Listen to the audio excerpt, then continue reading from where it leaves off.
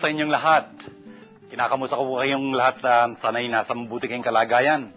Tayo po'y nagdiriwang ng ika-21 linggo sa karaniwang panahon sa Eklesiya.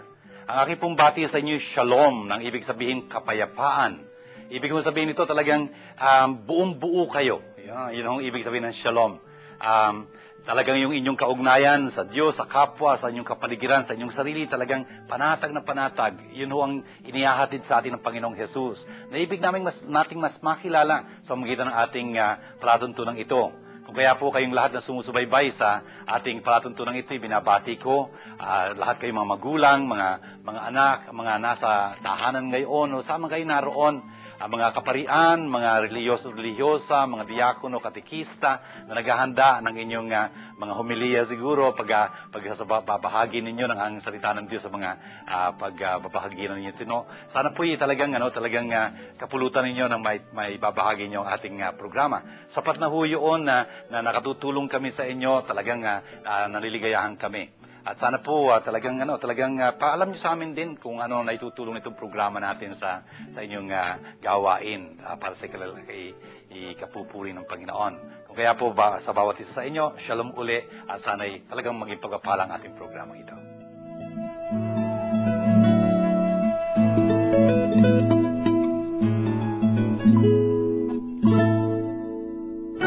Word Made Flesh is glad to invite you to attend the Bible study lessons with Father June Lingdad, SDB. Every Tuesday at St. John Bosco Parish Church, Makati City, from 7:30 until 9:30 in the evening. Every Wednesday at Santo Niño Chapel, Greenbelt, Makati City, from 7:30 until 9:30 in the evening.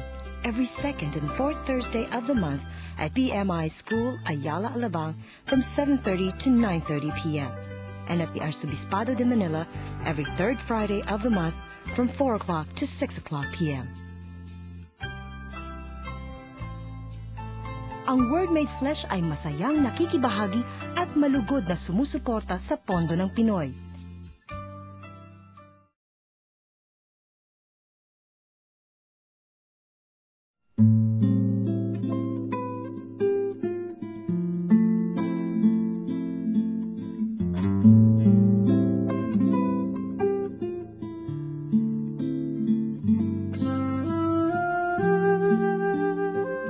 Tinipon ni Josue sa Siquem ang lahat ng lipi. Pagkatapos, tinawag niya ang matatanda, ang mga hukom at ang mga pinuno at mga tagapangasiwa sa Israel, at sila'y humarap kay Yahweh. Sinabi niya, "Ito ang ipinapasabi sa inyo ni Yahweh, ang Diyos ng Israel. Noong una, ang inyong mga ninuno ay nakatira sa kabila ng Ilog Euphrates. Isa sa mga ito si Tare na ama ni Abraham at ni Nacor. Sumasamba sila sa ibang Diyos-Diyosan. At kung ayaw ninyong maglingkod kay Yahweh, sabihin ninyo kung kanino kayo maglilingkod, sa mga Diyos-Diyosang sinamba ng inyong mga ninuno sa Mesopotamia, o sa mga Diyos-Diyosan ng mga Amoreo na sinasamba dito sa lupaing inyong tinatahanan. Ngunit ako at ang aking angkan ay kay Yahweh lamang maglilingkod." Sumagot ang bayan, "Wala kaming balak na talikuran si Yahweh at maglingkod sa ibang Diyos-Diyosan. Si Yahweh na ating Diyos ang siyang humango sa atin sa pagkaalipin sa Ehipto. Nasaksihan din namin ang mga kababalaghang ginawa niya upang tayo'y maingatan saan man tayo mapadako at mailigtas sa mga kaaway sa mga bansang ating dinaanan. Pagdating natin, pinalayas ni Yahweh sa lupaing ito ang mga Amoreo, ang lahing nakatira dito. Kaya't kami rin ay kay Yahweh maglilingkod, siya ang ating Diyos." Ang ating unang pagbasa ay hango sa aklat ni Josue. Ito po'y magsasalaysay sa atin mga pangyayaring mag-aaganap pagkatapos ni Moises.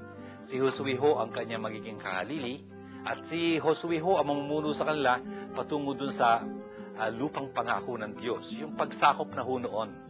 Maganda hong istorya itong magaganap dito kay Josue. The point is, umabot na po sila dun sa lupang pangako ng Diyos at ngayon nakatawid na sila sa Ilog Jordan. Tinawag niya ho yung mga tribo ng Israel doon ho sa Shechem. Kaya ho, nandoon ho yung mga matatanda ng bayan, the elders, yung mga leaders, yung mga judges, yung mga hukom nila, at yung mga opisyales. At nandun ang buong Israel sa harapan ni Josue, at nangaral nga si Josue sa kanila, at sinabi niya, itong sinasabi ng Diyos, ng Panginoon Diyos ng Israel. Nung mga nakaraan, ang inyong mga ama, hanggang kay Tera, tatay siya ni Abraham at ni Nahor, nandun sila sa kabilang ibayo, dun ho sa Tigris, sa Euphrates, ganyan, sa pinagbuhatan ng mga naangka nila. At kung sino-sinong mga Diyos-Diyosan ang pinaglingkuran nila doon.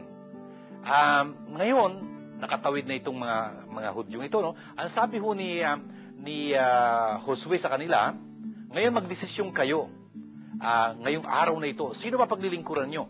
Yung mga Diyos ang pinaglingkuran ninyong mga ama doon sa pinanggalingan nila, mga Diyos, o yung mga Diyos na sinasamba dito sa kinaroroonan natin ngayon, na itong lupaing sinakop natin, o paglilingkuran nyo ang Panginoon. Sabi nga, kami, ako at ang aking pamilya, sabi niya ganyan, paglilingkuran namin ang Panginoon.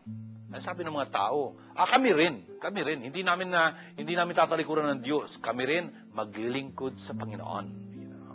Francis, ang ganda ho nitong sinasabi dito, na pinagdidesisyon yung mga taong yon. Ito ho mga pagbasa na binabasa natin pagkalinggo, please remember, ito ho'y mayroong kaugnayan sa atin. Hindi lang ho tayo binibigyan ito ng history lessons. Dapat ho tayo matuto sa historia. We should learn from history. Tayo ho ngayon ang hinahamon dito ng Diyos. Ang daming mga Diyos-Diyosan sa paligid natin. Siguro sabihin nyo, Father, sa Pilipinas may mga Diyos-Diyosan pa. Marami ho, Diyos-Diyosan ang tawag, for example, kayamanan. Diyos-Diyosan ang tawag, for example, yung popularidad. Diyos-Diyosan na ang tawag ay kapangyarihan. Ang dami ho mga Diyos-Diyosan. Iba ho, dinodiyos ang politika, for example. Akala mo yun ang pinaka-importante, maging tanyag, maging kung ano. Teka muna ho, marami hong Diyos-Diyosan sa ating kapanahon ngayon. Ngayon, pinapipili ho tayo. Sino nga ba magiging Diyos natin? Ang Panginoon nga ba talaga? Kung siya ang magiging Diyos natin, dapat tututuhanan yun. Yun ho ang ibig sabihin ng sampalataya. Sampalataya. Ibig sabihin, tumataya tayong palagian sa iisa lamang. Sa makatuwid, dapat magdesisyon tayo. Sino ba ang Diyusin natin? Brothers and sisters, may mga ibang tao, ang Diyos nila trabaho. Bakit? Kasi kailangan nilang pera. Of course, ang kailangan nila talaga, pera, kaya nagtatrabaho. Kuminsan, hindi na makapagsisimba. Bakit? Kasi wala silang time. Bakit walang time? Nag-overtime, sa pagtatrabaho. Bakit? Dahil, sa salapi, nabibigay nung trabaho yun. Ano sabi ng Panginoong Jesus nung pagdating ng panahon? You cannot be slave of two masters. Hindi lang you cannot serve. You cannot be slave of two masters. Brothers and sisters, iba yung serve tsaka slave. We can serve our brothers and sisters. We are not slaves. Slaves, so wala kang say dyan. Wala kang magagawang iba dyan kundi talagang magpaka-alipin. Kasi alipin ka eh. Yun ang sinasabi ni Jesus, hindi ka pwede maging alipin sa dalawang Panginoon. You cannot. Kasi pagiging alipin, full-time na yan. Paano ka magiging full-time in two places, The point is, yun nga, hindi ka magiging alipin ng Panginoon o ng kayamanan. Dapat magdesisyon ka. Brothers and sisters, ito ho ang dapat nating iniisip-isip pagka nagsisimba tayo, minsan sa isang linggo man lang. Hindi ko sinambing minsan sa isang linggo lamang. Man lang ho. Kasi pwede tayo nagsisimba araw-araw. May mga kaibigan ho ako, mga kabataan ho ito, nagsisimba araw-araw. Ang laki ho ng resulta sa kanilang mga buhay noon. Ang ibig kong sabihin, pagka nagsisimba tayo, dapat isa itong hamon sa atin. Nasariwain natin, sino nga ba pinapanginoon natin sa ating buhay? Napakahalaga mga bagay noon. Yun ang ibig sabihin ng sampalataya. Iisa lang ang lagi nating tatayaan. Sana ang ating laging tatayaan, ang Panginoong Diyos sa ating buhay.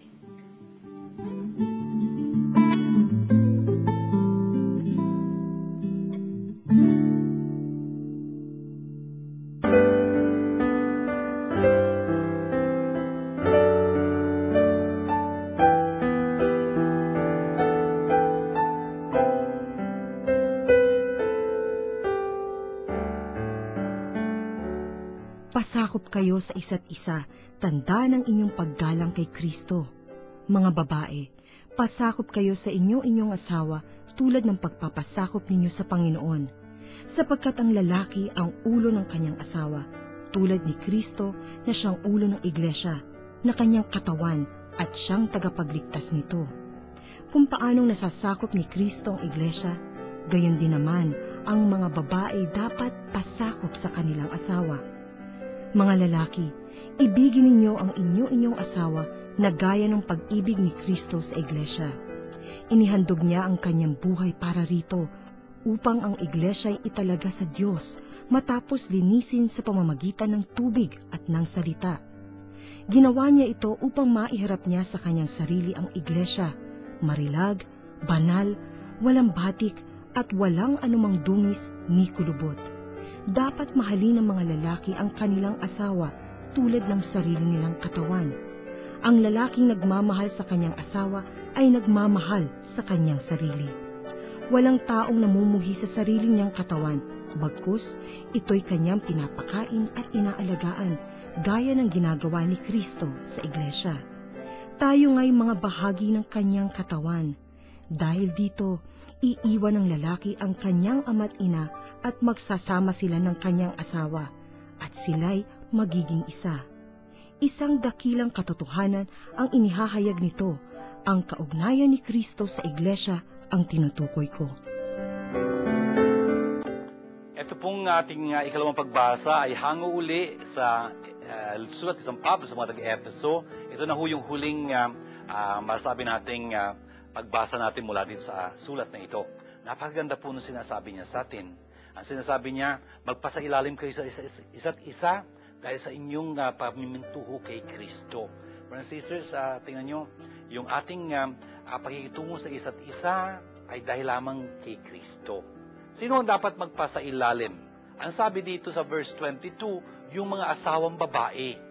Pasakop sila sa kanilang mga asawang lalaki. Tulad ng para nang sa Panginoon. Uy, ang ganda ho noon.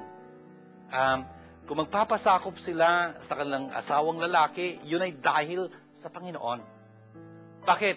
Kasi ang asawang lalaki, tingnan nyo, ay sinasabi, ang ulo ng kanyang asawang babae, tulad ng si Kristo ay ulo ng eklesiya, na siya rin ang tagapagligtas ng katawang ito. Pero sisters, napakahalaga nung verse 23 na yun. Tingnan nyo, yun hong sa pananaw ng isang Kristiyano, marami hong modelo ng pag-aasawa kasi, madami hong modelo ng mga pamilya, madami hong modelo ng relasyon na pang-asawa, yung husband and wife relationship ho. Marami hong maraming modelo yon. Pero ho, para sa isang Kristiyano, dapat ho, yung modelong Kristiyano ang dapat na tutularan. Hindi tayo pwedeng Kristiyanong mag-asawa tapos hindi naman Kristiyano talaga yung ating pamumuhay. Hindi naman ganun yun, no? Ang asawang lalaki, siya ang ulo ng kanyang asawang babae. Tulad ng si Kristo ang ulo ng kanyang eklesiya. Brothers and sisters, tingnan nyo, ang eklesiya ho, the church, ay talaga nagpapasailalim kay Kristo. Yun ang verse 24. Kaya naman, ang mga asawang babae dapat din pasailalim sa kanilang mga asawang lalaki sa lahat ng bagay. Alam nyo, nung binanggit ko ito sa magiging mag-asawa ho, ikakasal kasi sila ang naghahanda sila para sa kanilang kasal. We were having a conference together, the three of us, kasi ako inimbitahan nila ako magkasal sa kanila. Pinag-usapan ho namin ito. Parehong doktor to. Kung kaya, ang tanong sa akin nung babae, Father, paano yun? Kung aabusuhin naman itong lalaki yung sinasabi dito. Yun ang mahirap doon kasi, how do you say, they are both educated persons, both intelligent ones, Kung kaya parang parang, paano nga naman yun? Baka yung asawang lalaki, dahil siya ang ulo sa tahanan, baka, teka muna. Etong dapat nating isaalang-alang. Verse 25, ang sabi dito, mga asawang lalaki, ibigin nyo ang inyong mga asawang babae Tulad ng inibig ni Kristo ang eklesiya. Ay, hindi lang yun. Inialay niya pa nga ang kanyang buhay para sa kanya upang siya'y pakabanalin sa pamamagitan ng paglilinis sa kanya ng tubig, ng paligo ng tubig kasama ng salita. You know? At talagang italaga at ihandog ang eklesiya, na walang bahid ni ano paman. Brothers and sisters, yun ang importante rito.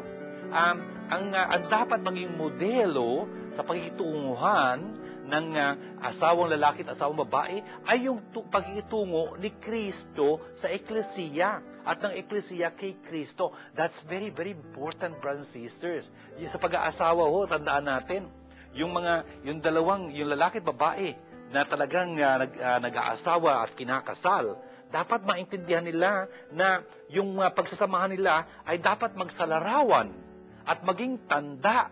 Sakramento ang pinag-uusapan natin dito eh. Sakramento, ibig sabihin, tanda.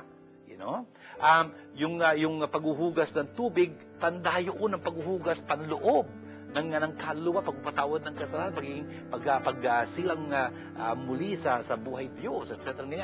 Brothers and sisters, doon sa kasal yung pag-ibig ng lalaki sa babae, pag-ibig ng babae sa lalaki, yun yung magiging tanda ng pag-ibig ni Jesus sa eklesiya, pag-ibig ng eklesiya kay Kristo. Tanong natin, ano ba ang pag-ibig ni Jesus sa eklesiya? Gano'n niya bang minahal ang eklesiya? Ay, nang walang hanggan po, namatay si Jesus para sa eklesiya. O ano naman ang pagmamahal ng eklesiya para kay Jesus? Tanong niyo kay Lorenzo Ruiz. Sabi ni Lorenzo Ruiz, libo-libo man ang aking buhay, iaalay kong lahat ito para sa aking pananampalataya. Ganun ang dapat na panuntunan ng pagkikitungo ng asawang lalaki sa asawang babae sa asawang lalaki. Pagmamahal ni Jesus sa eklesiya kay Kristo. It's a very tall order. No wonder, kailangan natin ang tulong ng Panginoon dito. Brothers and sisters, napakahalaga na maintindihan natin, tayong lahat ay mga miyembro, nandito po tayo sa verse 29, mga miyembro ng iisang katawan, itong katawan ni Kristo. Anong ginawa ni Kristo para sa kanyang eklesiya? Talaga namang inalay niya ang kanyang buhay para sa kanyang eklesiya, namatay siya para sa ikaliligtas ng kanyang eklesiya. Tingnan niyo yung pagmamahal na yun. Yun ang dapat na talagang makita sa pagmamahala ng mag-asawa. Kung kaya hindi dapat natatakot, baka abusuhin. Teka muna, pagka nag-abuso siya, hindi siya Kristo. Dapat ma-challenge siya ng halimbawa ni Kristo. Tingnan nyo, dapat talagang sinasariwa natin lagi yung pananampalataya natin kay Jesus. Dapat pinakikinggan natin ang salita ng Diyos. Dapat inaaral natin ito para makita natin paano tayo mamumuhay. Kasi mula sa salita ng Diyos, nandun yung mga turo sa atin ng Panginoong Jesus. Na umaalingaw-ngaw sa pamamagitan ng eklesiya. Eklesiya ito nagsasalita sa atin sa pamamagitan ng mga pagbahasang ito. Sana makita natin yung ganda na pagkitunguhan ng mga mag-asawa kung isasaalang-alang lamang yung pagkikitungo ni Jesus sa eklesiya kay Jesus. Wala nang iba kundi yung pagkikitunguhan ng pagmamahalan.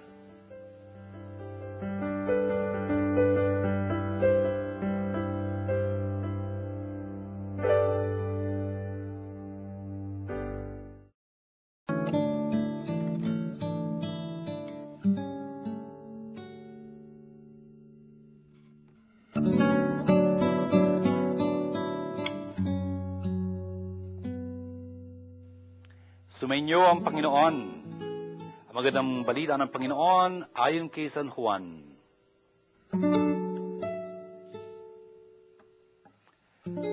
Narinig ito ng kanyang mga disipulo at marami sa kanila ang nagsabi, mabigat na pananalita ito.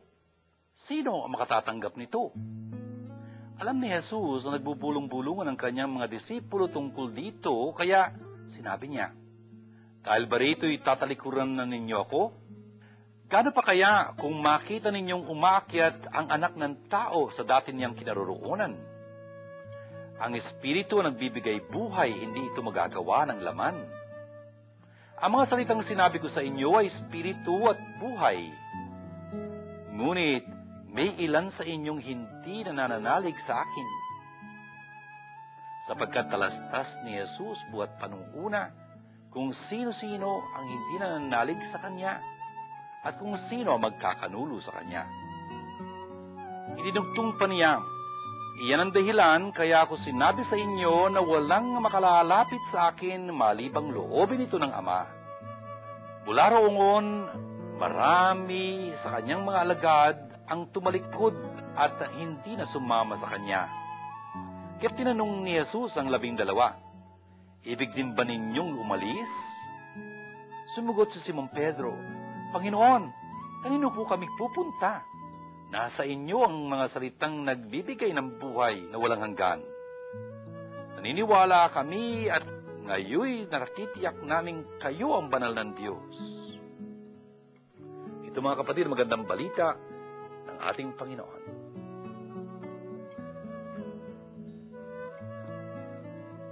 Dito po sa ating pagbasa ng Ebanghelyo, ito po yung dulong-dulo ng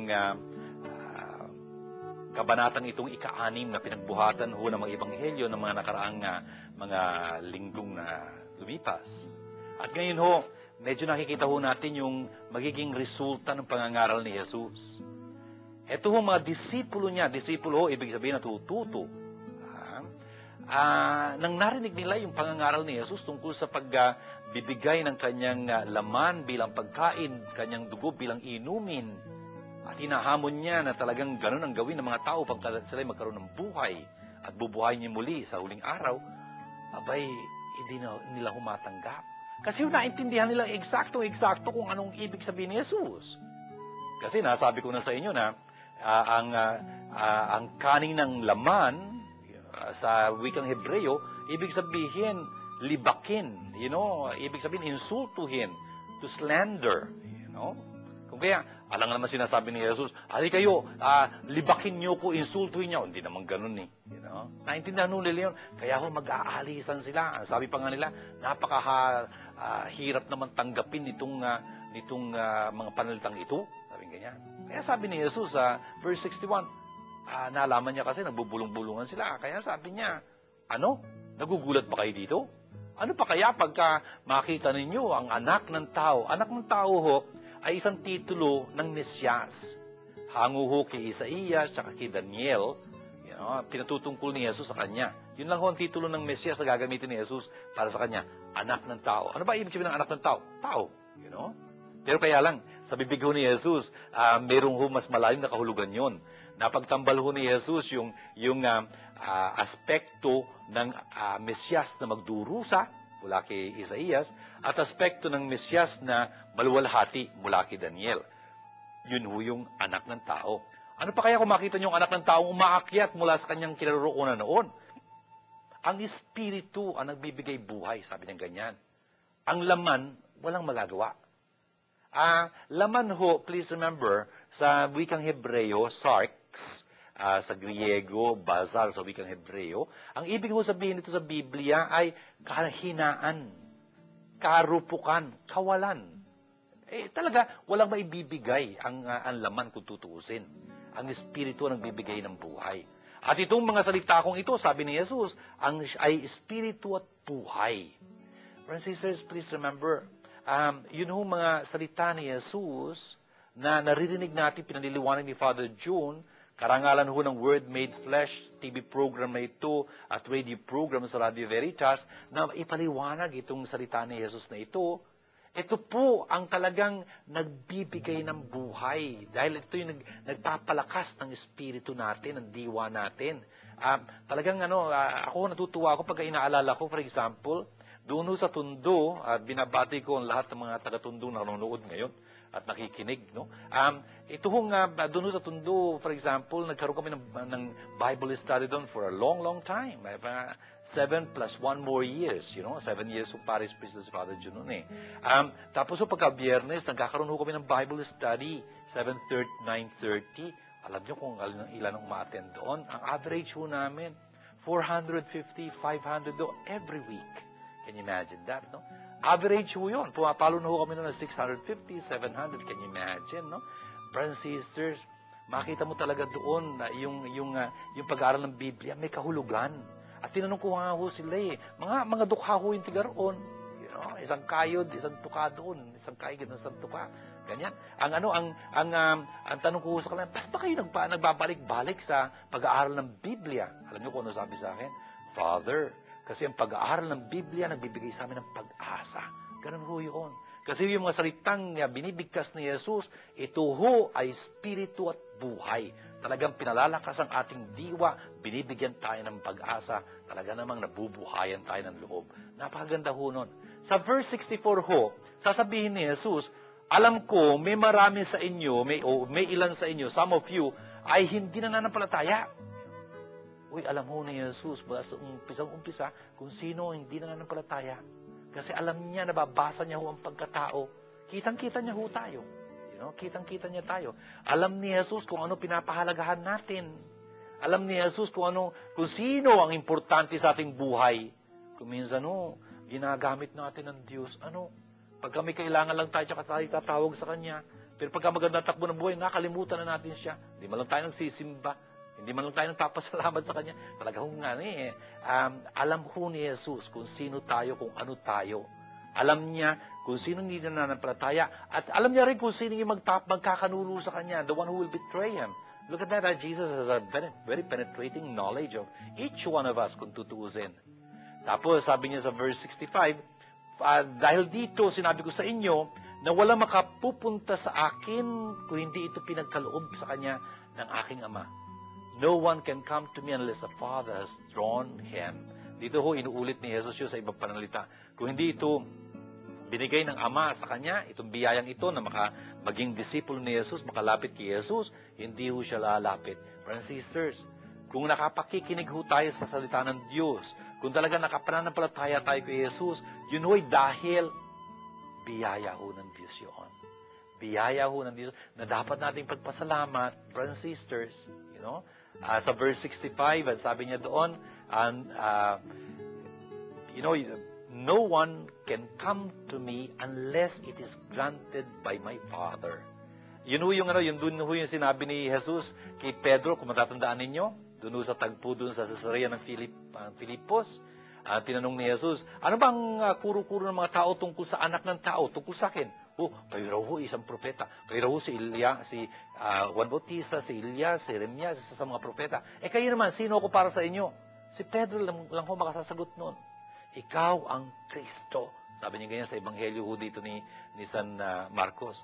Ikaw ang Kristo. Doon sa Ebanghelyo ni San Mateo, ikaw ang Kristo, ang anak ng Diyos na buhay. At sasabihin ho ni Jesus doon, mapalad ka Simon, anak ni Jonas. Pero hindi ang tao, laman o dugo, ang nagbunyag dito sa iyo, kundi ang aking amang nasa langit. Brothers and sisters, to recognize Jesus that He is the Son of God, boy, that's a grace of God.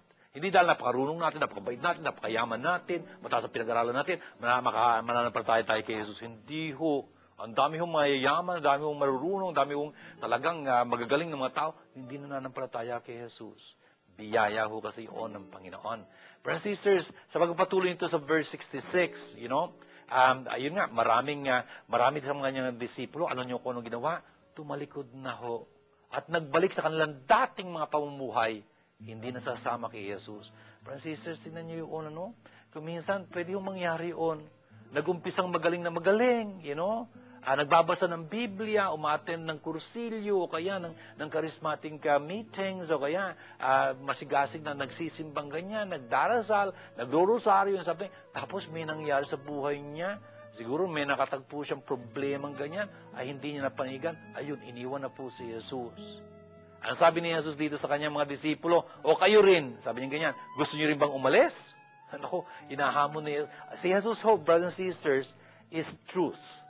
Hindi niya hindi niya babawasan yung kanyang sinasabi kasi pawang kagtuan ng kanyang sinasabi. You will not expect Jesus to water down His doctrine. You don't expect the church to change the teaching of Jesus. Cannot. Ito kung tanong niya, kayo ba gusto niyo umalis? That's it. Hindi ho kasi pwede makipagkompromiso si Jesus. You got to accept Him or not accept Him. That's it. Who is not with me? He who is not with me is against me. That's it. There is no neutral corner. You got to make a decision. Ang sabi naman ni Pedro, ang ganda-ganda ho ng sagot niya dito. Sabi niya, Guro, saan kami pupunta? Alam namin ikaw may mga salita ng buhay Diyos. Ikaw lang makapagbibigay sa amin ng pag-asa. Ikaw lang makapagbibigay sa amin ng buhay, ng tunay na buhay. Saan kami pupunta? Nanampalataya kami na ikaw ang banal ng Diyos. Brothers and sisters, tingnan nyo, yung mga pagsubok ho sa buhay natin, yung mga kahirapan, yung mga di natin matanggap na turo ni Jesus, pagkakataon ho ito talaga na sariwain natin kung sino nga si Jesus sa atin. Sana ho, sa buhay natin, lalo na pagka nagsisimba ho tayo, dapat itong mga katanungan ito umaalingaw-ngaw sa ating mga tenga. Kasi these are, words that really are forever, kung tutuusin. You have the words of eternal life. Habang buhay ito. Ito ho, mga salitang ito, maghahatid sa atin sa buhay Diyos. And ano ho yung buhay Diyos na yun? What is eternal life? Si Jesus ho mismo, sasagot nito. John chapter 17, verse 3. Ang sabi niya, and this is eternal life. Ito ang buhay Diyos. Ang makilala kanila, Ama bilang iisa tunay na Diyos, at ang iyong sinugo, si Jesucristo. Si Jesus ho ang magtuturo sa atin noon. Hindi ho natin makikilala ang Ama. Pagka hindi natin nakilala ang Ama, wala tayong buhay Diyos. Pero hindi natin makikilala ang Ama kung hindi natin kilala si Kristo. Pero hindi natin makikilala si Kristo kung hindi ho natin alam ang banal na kasulatan. Ignorance of Scriptures is ignorance of Christ. Kung kaya nga, sana alamin natin, tinatanong tayo ni Jesus, kayo ba, gusto nyo rin akong iwan? Sana yung sagot ni Pedro, ang kinindi natin, iiwan ka namin, Panginoon. Bakit? Kailan pa? Hindi ho, sabihin natin sa Panginoon, kasi alam namin kayo, ang mayroong panlita na nagbibigay ng buhay Diyos. Alam namin kayo ang banal ng Diyos. Wala nang iba. Ang ganda-ganda ho ng pananampalataya natin bilang mga Kristiyano, bilang mga Katoliko.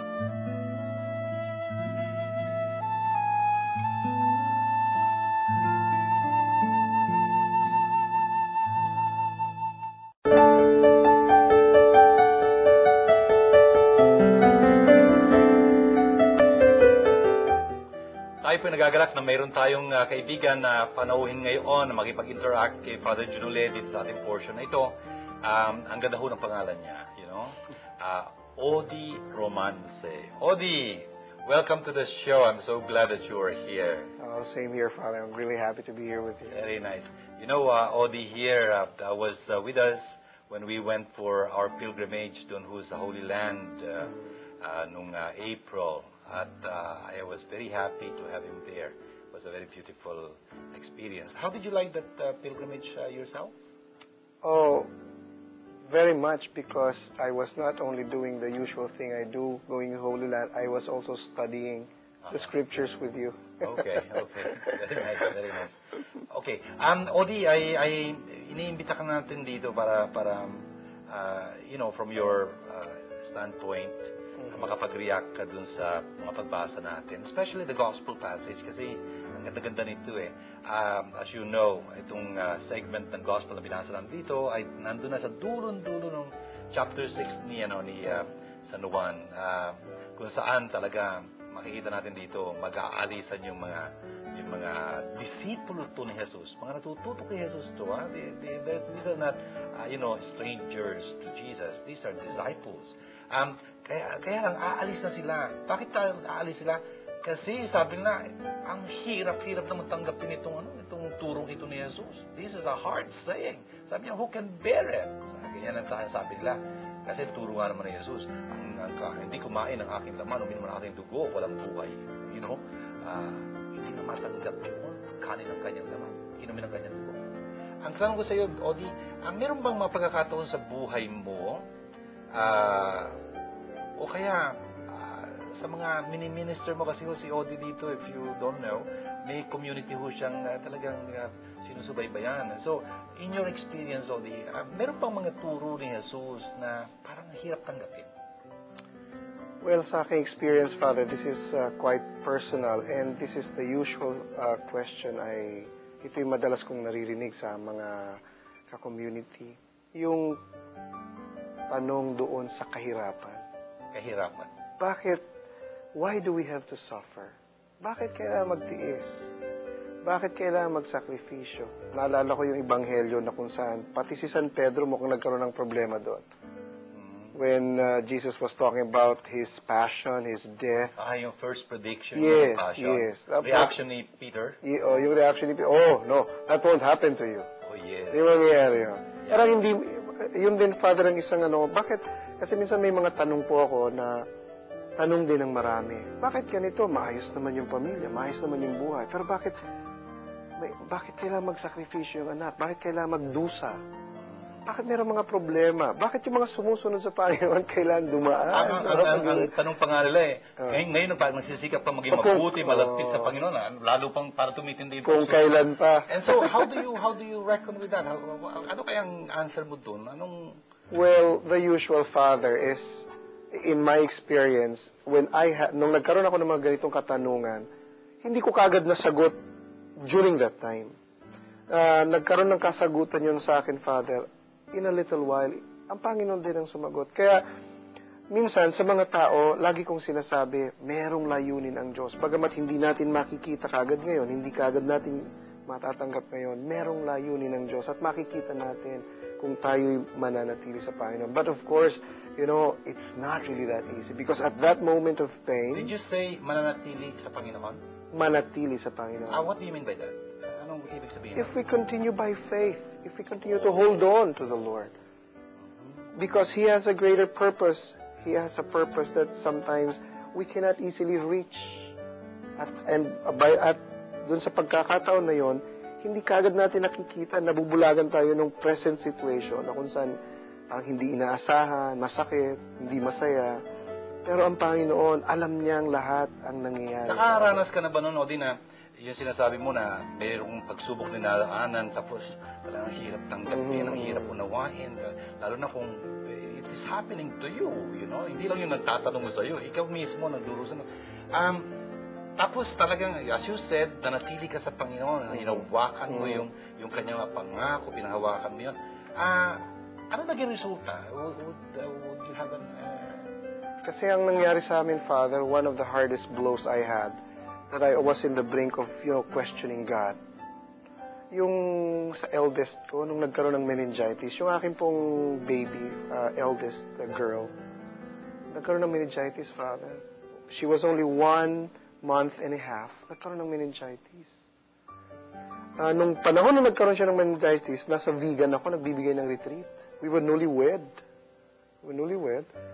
And, pag umuwi ako, kinat ko yung retreat ko, pinatapos ko sa iba, umuwi ako. Nung nakita ko yung baby ko sa ICU, ang dami, ganito lang siya, pero ang daming nakasabit. Pumunta ako sa Blessed Sacrament ng church. Kinausap ko siya doon, kala ko, bibigay ako. Pero, after 1.5 hours doon sa Blessed Sacrament, crying, asking questions, even shouting, pagbalik ko sa ICU, I was led to only hold the hands of my wife over my daughter in the ICU, and we prayed.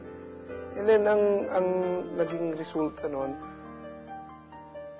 mahigpit na pagmamahal, kakapit tayo. Doon pa rin ako kumapit sa lagi kong sinasabi, may layunin ng Diyos. Masakit ito tanggapin, hindi natin nakikita ngayon, pero makikita rin natin. And maraming nangyari, Father. After that, miraculously, kaya yung aking daughter, yung paggaling niya, na-publish yun sa isang magazine because she was miraculously healed. By the prayers, by the faith we had, we just had to hold on. Pero nung pagkakataon pong yun, napakahirap tanggapin. Parang nagre-reklamo nga ako, wait ko naman Naglilingkod naman ako sa iyo. Anong nangyari to? Nasaan ba ako? I was serving you. I've given you my life. Parang ganun yung binabato ko sa Panginoon. Pero nung napagod na ako kakalabas, napaupo na lang ako roon sa upuan, iyak ng iyak, biglang nagkaroon ako ng sigla. Na bumalik ako sa ICU, I held the hands of my wife, then we prayed. Sabi ko, yung ating pagmamahal ay sapat na gagamitin ng Diyos para gumaling. Gumaling ang aking anak miraculously. That even her doctors cannot believe it. The prayers of the community were there. Kaya ngayon, it made us stronger. Isa pa yung po sa resulta. That's very nice. It Yes. made us stronger. Kaya sabi ko nga parang yung sinasabi sa Ebanghelyo, Father, na saan pa ako pupunta? Kasi ang dami po minsan nag-invite sa akin full-time. Alam niyo naman, full-time ako. Dami kong mga invitations to work, tapos mag-preach na lang ng after office or Saturday, Sundays. Part-time. Part-time, Naku, wala, hindi nyo kayang pantayan ang employer ko. Dahil yung sinasabi. Pero ang ibig ko lang sabihin doon is, Diyos mio, saan pa ako pupunta? He has proven it. Well, that's very nice. I in fact wanted to jump at the end of this gospel passage, yung sabi ni St. Peter doon, you know. Kasi hinamon siya ni Jesus Hinamon siya ni Jesus. Sabi niya, kayo ba, nakikita niyo mga iba, naglalayasan na, iniiwan na ako mag-isa. Kayo, gusto niyo rin bang sumunod sa kanila? You know, iwan ako. Ang sagot niya doon, yung nasabi mo, Lord, to whom shall we go? You have the words of eternal life. Sabi niya ganyan. We have come to know, you know, and believe that you are the Holy One of God. In other words, para sa iyo, Odi, yung experience mo yon, talaga nagpatibay ba yun ng pananampalataya? Nagpatibay, Father. Nagpatibay. Of course, marami pang maliliit, pero yun ang isang pinakamalaki na nangyari sa akin. At saka pati sa family ko. Yung wife ko, that was one great event that my wife had stronger faith. And pati siya, pati yung buong family. Ngayon, minsan nagbibigay ako ng retreat, kasama ko yung buong family. Yung wife ko, tapos yung dalawang kids, minsan sila yung dalawang girls, sila nagdi-distribute ng mga materials ko. And you know, it's wonderful seeing this. It's wonderful seeing this. That's very beautiful. I praise God for your experience, Odi. And I think, mga kapatid, yun hong pinapatunayan sa atin ni Odi dito na kayo rin siguro may mga pagsubok kayo sa buhay nyo, no? Pagka dumadaan ka doon sa hirap na yun, talagang masakit. Tulad nung pinapalo tayo ng mga magulang natin, mga nanay natin, tatay natin. Nung pinapalo tayo, bubulong-bulong ka siguro nun. Ang sama-sama ng loob mo. Sabi na rin sa letter to the Hebrews. Talagang pagka dumadaan tayo sa pagsubok na ganyan, doon sa mga puntong yun, yung panahon yun, mahirap. Pero ang sabi nga ni Odi, mayroong layunin ng Diyos dito. Inihahanda niya tayo para sa kinabukasan. Kung tutuusin, pagka nakaraos na tayo doon, wow, we will thank God na pinalo tayo ng nanay natin, tatay natin, pinagsabihan tayo kasi, lumaki tayo mas magaling. Otherwise, lumaki tayo paurong. You know, something that way. At, Odi, I think very, very true yung nangyari sa'yo. Na, life, just like sufferings, it's not a problem naman to be solved. Yeah. It's a mystery to be lived. You just have to hold on to God. Mystery, ibig sabihin, hindi mo makitang mabuti. You know, may nangyayari doon, kaya hindi mo maintindihan mabuti. That's why you got to hold on to God more. You know? At ang maganda nito, hindi tayo paintulutan sa bukid ng kita sa ating kakayanan. Right? 1 Corinthians chapter 10, verse 13. Very nice. You know? Kundi pag-cross, doon sa pagsubok niya, bibigyan niya tayo ng paraan upang mapaligan yun. So, Odi, I like to thank you for gracing our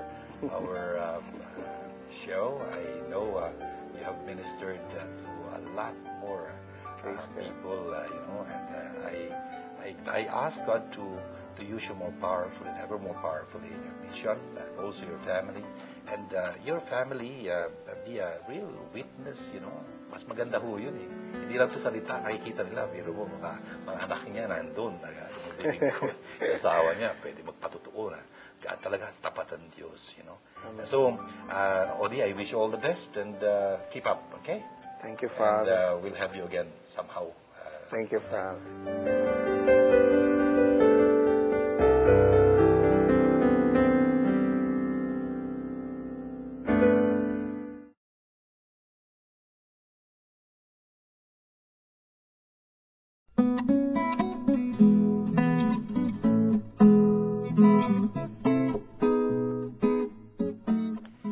Po sa ating pagtunghay sa mga pagbasa para sa ika-21 linggo sa karaniwang panahon, ang dami hong napaalala sa ating mga katuruan.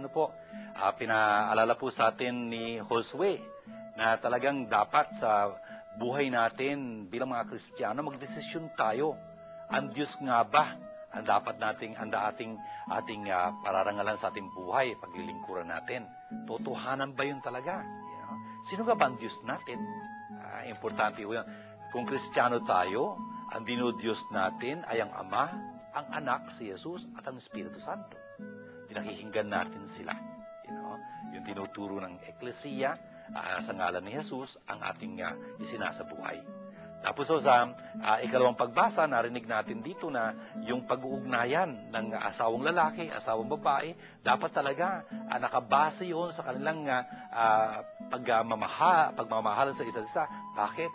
Kasi dapat nila pagkitungo, yung pagkitungo ni Jesus sa Eklesiya kay Jesus. Talaga hong pagmamahalan ng pinag-uusapan dito. Napakadakila ho ng pagmamahal na iyon ng asawang lalaki, asawang babae. Yun ho ang pamana nila sa kanilang mga anak, brothers and sisters. Napakadakila ho nun. Yun ho mga bata, hindi na matututunan ng pag-ibig. At tunay na pag-ibig sa eskwela, wala ho. Siguro sa eskwela, sex education. Yun ang pag-uusapan nila doon. Pero yung pag-ibig, iba ho yun. At masasagap mo lang yun because it's a real value. Masasagap mo lang yun mula sa dakilang halimbawa ng nanay at tatay. Nagmamahalan. Pagmamahal na talagang wagas, pagmamahal na talagang napakadakila, nakapapakita sa pang-araw-araw pamumuhay, pagtutulungan, pagpapatawaran, pag-unawaan, talaga namang paggalang sa isa't isa. Napakagandang bagay po ng napapamana nila sa kanilang mga anak.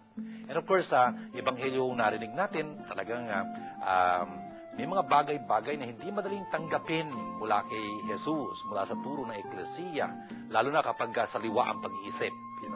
Pero kahit na may pananampalataya ka, challenge pa rin yun talaga, struggle pa rin yun na mananampalataya kang tapat. Pero ginagantimpalaan ng Diyos yung pananampalatayang yun. At hindi ho natin naasahan si Jesus na papalitan niya ang kanyang turo. Kasi kung pwedeng palitan, ibig sabihin hindi katotohanan yun, no? Kasi Jesus nagtuturo siya ng katotohanan. Kung kaya ang katotohanan, ganun katibay ho.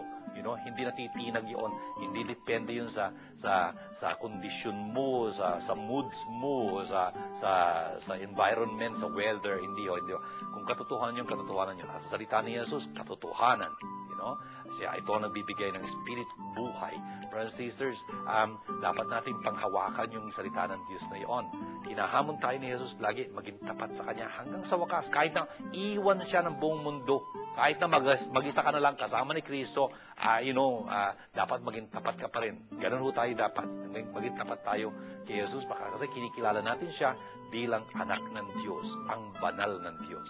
Gawin ho natin panalangin ng lahat ng ating na paintindihan ito sa ngalan ng Ama at ng Anak at ng Espiritu Santo. Amen. Abba, mapagmahal naming Diyos at Ama, salamat pong marami sa mga napaalala niyo sa amin sa aming pagtunghay sa mga pagbasa ng ika-21 linggo sa karaniwang panahon. Abba, sana po itulungan niyo kami maging tapat sa inyo, magdesisyon kami para sa inyo. At sana po pagpalain niyo ang mga mag-asawa, lalo na yung mga nahihirapan sa kanilang mga relasyon, sa kanilang pamilya. Abba, sana'y talagang tulungan niyo sila maging tapat tulad ng tapat si Jesus sa Eklesiya at ang Eklesiya kay Jesus. Pagpalain niyo po sila. At sana'y tulungan niyo kaming maging tapat kay Jesus hanggang sa wakas. Walang iwanan. Kayo lang makapagtutulong sa amin upang magsama sa katuparan nito. Abba, pagpalain niyo po ang lahat ng sipanood at sipakinig sa aming palatuntunang Word Made Flesh.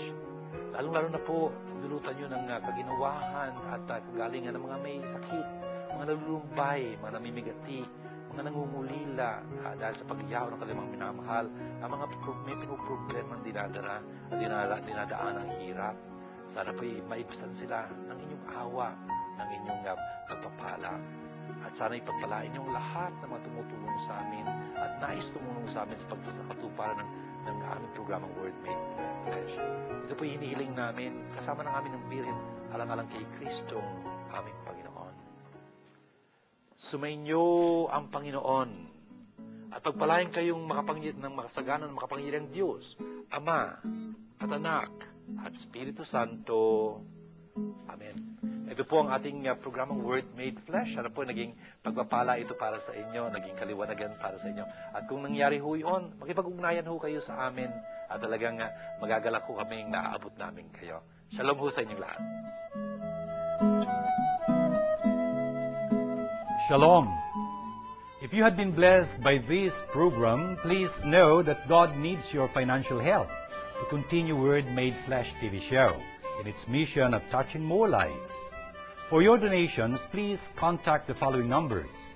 Father June Lingard, SDB, at 823-9263 or 823-9220 or 0917-833-0863 or Miss Nitz Castro at 527-3952 or 0917-629-1851 or make your deposits to Word Made Flesh Foundation Incorporated, PPI account number Philippine Pesos 0011165362 or our dollar account 0014151206. I'd like to thank you on behalf of Word Made Flesh Foundation. Shalom.